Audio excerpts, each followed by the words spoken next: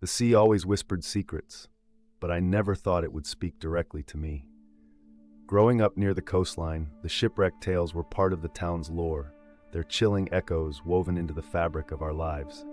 As a kid, I often imagined the sailors' ghosts wandering the beach seeking solace. But last summer, while combing the shore, a strange bottle glinted in the sand, catching my eye.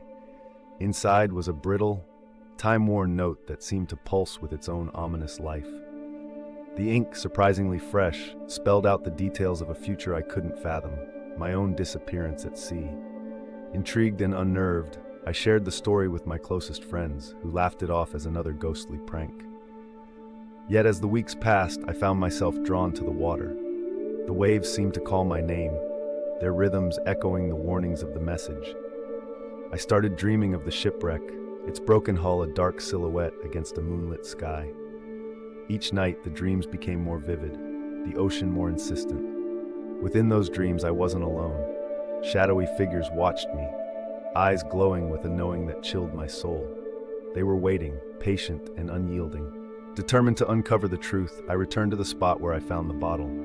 The sea was calm, deceptively inviting. As I waded into the water, I felt a pull, both physical and spiritual, urging me further from the shore.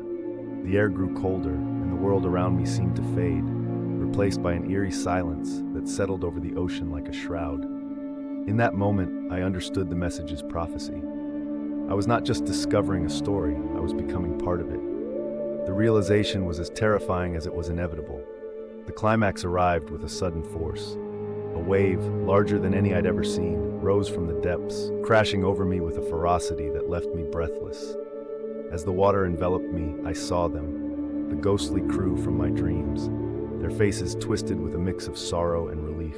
They beckoned, and I knew resistance was futile. The sea had claimed me, as it had claimed them long ago. My last thought before the darkness closed in was the cruel irony of my fate.